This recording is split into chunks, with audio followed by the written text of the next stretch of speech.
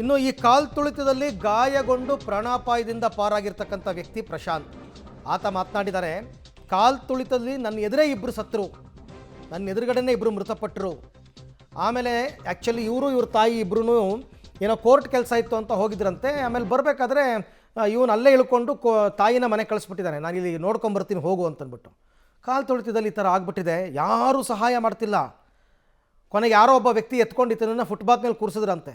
ಕೊನೆಗೆ ಈತ ಮನೆಗೆ ಫೋನ್ ಮಾಡಿ ಮನೆಯವ್ರನ್ನ ಕರೆಸ್ಕೊಂಡು ಮನೆಯವ್ರು ಬಂದು ಪೊಲೀಸರು ವಿಷಯ ಮುಟ್ಟಿಸಿ ಆಮೇಲೆ ಈತನನ್ನು ಬೋರಿಂಗ್ ಹಾಸ್ಪಿಟ್ಲಿಗೆ ಶಿಫ್ಟ್ ಮಾಡ್ತಾರೆ. ಅಲ್ಲೂ ಟ್ರೀಟ್ಮೆಂಟ್ ಕೊಟ್ಟಿಲ್ಲ ಸರಿಯಾಗಿ. ಸಾವು ಕಣ್ಮುಂದೆ ಇತ್ತು, ಆ ಜಾಗದಿಂದ ಬಂದರೆ ಸಾಕು ಅನ್ನುವಂತಹ ಸ್ಥಿತಿಗೆ ತಲುಪಿದ್ರು. ಆ ಒಂದು ಚಿನ್ನಸ್ವಾಮಿ ಮೈದಾನದ ಹೊರಭಾಗದಲ್ಲಿ ಕಾಲ್ ತುಳಿತ ಪ್ರಕರಣದಲ್ಲಿ, ಆ ಒಂದು ದುರಂತದಲ್ಲಿ ಈಗ ಪ್ರಾಣಾಪಾಯದಿಂದ ಪಾರಾಗಿ ಚಿಕಿತ್ಸೆ ಪಡೆದು ಗಾಯಾಳುಗಳಾಗಿ ಆಸ್ಪತ್ರೆಯಲ್ಲಿ ಚಿಕಿತ್ಸೆ ಪಡೆದು ಇದೀಗ ಮತ್ತೆ ಮನೆಗೆ ವಾಪಸ್ಸಾಗಿದ್ದಾರೆ. ನನ್ನ ಜೊತೆ ಪ್ರಶಾಂತ್ ಇದ್ದಾರೆ, ಮಾತನಾಡಿಸ್ತಾ ಹೋಗ್ತೀನಿ. ಅವತ್ತಿನ ಸಿಚುವೇಶನ್ ಹೇಗಿತ್ತು ಮತ್ತು ನಿಮಗೆ ಎಲ್ಲೆಲ್ಲಿ ಡ್ಯಾಮೇಜ್ ಆಗಿದೆ, ಎಲ್ಲಿ ಪೆಟ್ಟಾಗಿದೆ? ಸರ್, ನಾನು ಹೋಗಿದ್ದು ಬೇರೆ ಕೆಲಸಕ್ಕೆ, ಒಂದು ಕೋರ್ಟಲ್ಲಿ ನಂದು ಒಂದು ಕೇಸ್ ಇತ್ತು ಕಾರ್ಪೊರೇಷನಲ್ಲಿ. ಅಲ್ಲಿ ಹೋಗಿದ್ದವನು ನಾನು ಮತ್ತು ನಮ್ಮ ತಾಯಿ ಹೋಗಿದ್ವಿ. ಅಲ್ಲಿ ಅವರು ಯಾವತ್ತೂ ನಾನು ನೋಡಿಲ್ಲ ಚಿನ್ನಸ್ವಾಮಿ ಸ್ಟೇಡಿಯಮ್ಮು. ನನ್ನ ಕರ್ಕೊಂಡು ಹೋಗು ಅಂತ ಹೇಳಿದ್ದಕ್ಕೆ ನಾನು ಕರ್ಕೊಂಡು ಬಂದು ಗೇಟ್ ನಂಬರ್ 14, 12 ಆ ಕಡೆ ಬಂದ್ವಿ.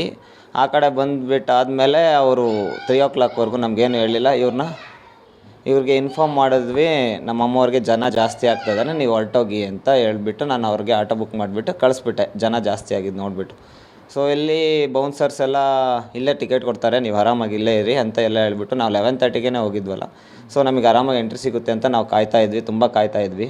ಹೇಗೆ ನೋಡ್ಬಿಡೋಣ, 18 ವರ್ಷದಿಂದ ಕಾಯ್ತಾ ಇದ್ದೀವಲ್ಲ, ಇದೊಂದು ಸರಿ ನೋಡ್ಕೊಂಡ್ಬಿಟ್ಟು ಬಂದುಬಿಡೋಣ ಸೆಲೆಬ್ರೇಷನ್ ಅಂತ ಕಾಯ್ತಾ ಇದ್ದ ತಕ್ಷಣ ಅವರು 3 ಗಂಟೆಗೆ ಸಡನ್ನಾಗಿ ಇಲ್ಲಿ VIP ಎಂಟ್ರಿ ಮಾತ್ರ, ಎಲ್ಲರೂ ಟಿಕೆಟ್ ಜಿನಿಯಲ್ಲಿ ಬುಕ್ ಆಗುತ್ತೆ ಟಿಕೆಟು, ನೀವು ಆಚೆ ಹೋಗ್ರಿ, ಗೇಟ್ ನಂಬರ್ 7 or 6 ಕಡೆ ಎಲ್ಲ ಹೋಗಿ ಅಂತ ಹೇಳಿದ್ಕೆ ಸೊ ನಾವು ಅಲ್ಲಿ ಹೋದ್ವಿ.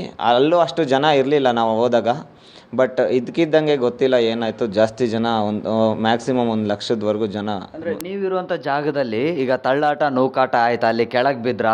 ನೀವಿರೋ ಜಾಗದಲ್ಲಿ ಕೆಲವರು ಎಲ್ಲ ಮೃತಪಟ್ರ, ಈಗ ಸುಮಾರು 11 ಜನ ಮೃತಪಟ್ಟಿದ್ದಾರೆ. ಅಲ್ಲಿ ಯಾರಾದ್ರು ನಿಮ್ಮ ಕಣ್ಣು ಮುಂದೆ ಡೆತ್ ಆಗಿರೋದು? ನನ್ನ ಕಣ್ಣು ಮುಂದೆ 2 ಲೇಡೀಸ್ ಅಲ್ಲೇ ಪ್ರಾಣ ಹೊರಟೋಯ್ತು ಸರ್ ಅವ್ರದ್ದು. ನಾನು ನೋಡ್ತಾ ಇದ್ದಂಗೆ ನಾನು ಕೆಳಗಡೆನೇ ಮಲಗಿದ್ದೀನಿ, ನನ್ನ ತುಳಿತಾ ಇದ್ದಾರೆ, ಯಾರೂ ಎಬ್ಬಿಸ್ತಾ ಇಲ್ಲ.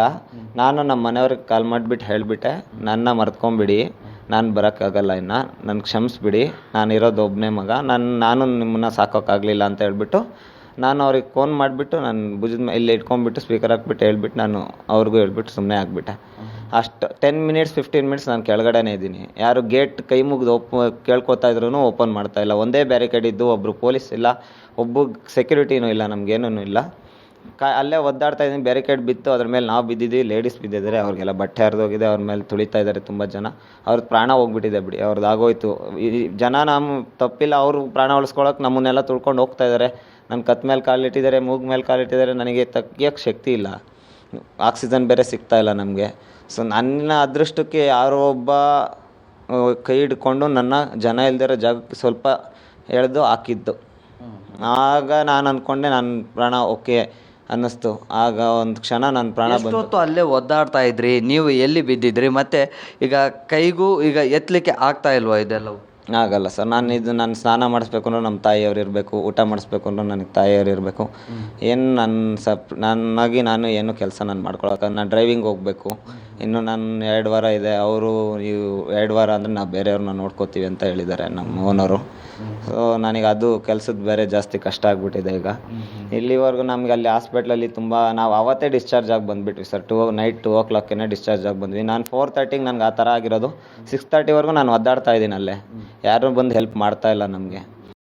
ಅವರೇ ಬಂದುಬಿಟ್ಟು, ನಮ್ಮ ಮನೆಯವರೇ ಬಂದುಬಿಟ್ಟು ಅಲ್ಲಿ ಬಂದು ಹುಡ್ಕೊಂಡು ಬಂದು ನನ್ನ ಕರ್ಕೊಂಡು ಪೊಲೀಸಿಗೆ ಆಮೇಲೆ ಇನ್ಫಾರ್ಮ್ ಮಾಡಿರೋದು. ಆಮೇಲೆ ಪೊಲೀಸ್ ನಮ್ಮನ್ನು ಬೋರಿಂಗ್ ಹಾಸ್ಪಿಟ್ಲಿಗೆ ಆ್ಯಂಬುಲೆನ್ಸಿಂದ ಕರ್ಕೊಂಡು ಹೋಗಿದ್ದು. ಓಕೆ, ಈಗ ಹಾಸ್ಪಿಟಲ್ಗೆ ಅಡ್ಮಿಟ್ ಆದಮೇಲೆ ಸಂಬಂಧಪಟ್ಟವರು, ಪಾಲಿಕೆಯವರಾಗಲಿ ಅಥವಾ ಯಾರೂ ಬರಲಿಲ್ವಾ? ನಿಮ್ಮನ್ನು ಏನು ಮಾತನಾಡಿಸ್ಲೇ ಇಲ್ವಾ? ನಿಖಿಲ್ ಕುಮಾರಸ್ವಾಮಿ ಅವರು ಬಂದಿದ್ದರು ಸರ್. ನನ್ನ ಹೆಸರು ಕೇಳಿದರು, ಎಲ್ಲಿ ಯಾವ ಥರ ಇದ್ದೀರಾ, ಚೆನ್ನಾಗಿದ್ದೀರಾ ಇಲ್ಲ, ಇಲ್ಲಿ ಏನಾದರೂ ನಿಮಗೆ ಬಿಲ್ ಆದರೆ ನಾನಿದ್ದೀನಿ, ₹1 ಬಿಲ್ ಆದರೂ ನಮ್ಗೆ ಇನ್ಫಾರ್ಮ್ ಮಾಡಿ, ನಾವೆಲ್ಲ ವಿತೌಟ್ ಫ್ರೀ ಟ್ರೀಟ್ಮೆಂಟ್ ನಾನು ಮಾಡಿಸ್ಕೊಡ್ತೀನಿ ಅಂತ ಹೇಳ್ಬಿಟ್ಟು ಅವ್ರು ಇನ್ಫಾರ್ಮ್ ಮಾಡಿ ಹೋದ್ರು. ಮತ್ತು ಇಲ್ಲಿ ಬಂದ ತಕ್ಷಣ ನೀವು ಅಲ್ಲಿ ಆಗಿಲ್ಲ ಅಂದರೆ ನೀವು ಪ್ರೈವೇಟ್ ಹೊರಗಡೆ ತೋರಿಸ್ಕೋಬೋದು, ಅಲ್ಲಿ ನಾನೇ ಪೇ ಮಾಡ್ತೀನಿ ಅಂತ ಹೇಳಿದರು. ಬಟ್ ಅದು ಏನು ನಮಗೆ ಅವ್ರ ಟಚ್ಚಲ್ಲಿ ಇಲ್ಲ ಅಲ್ವಾ, ಸೊ ಏನೂ ಅದರಿಂದ ಇದಾಗಿಲ್ಲ.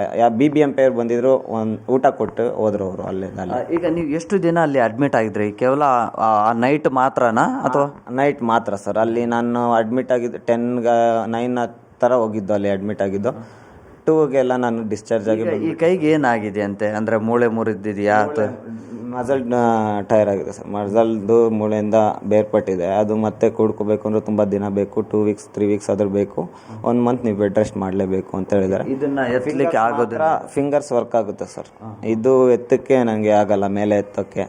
ಇದರಿಂದ ಏನು ಕೆಲಸ ಮಾಡೋಕ್ಕಾಗಲ್ಲ. ಇಲ್ಲಿ ಬ್ಯಾಕ್ ಎಲ್ಲ ಪ್ರೈವೇಟ್ ಬ್ಯಾಕ್ ಸೈಡ್ ಎಲ್ಲ ಬಿದ್ದಿದೆ, ಪೆಟ್ಟು ಬ್ಯಾರಿಕೇಡ್ ಮೇಲೆ ಬಿದ್ದಿರೋದ್ರಿಂದ ಇದು ಜಾಸ್ತಿ ನನಗೆ ಪ್ರಾಬ್ಲಮ್ ಆಗಿದೆ ಸರ್. ನೋಡಿ, ಪ್ರಶಾಂತ್ ಆ ಭಾಗದಲ್ಲಿದ್ದರು, ಕಾಲು ತುಳಿತ ಆಗ್ತಾ ಇರುವಂತಹ ಜಾಗದಲ್ಲಿದ್ದರು.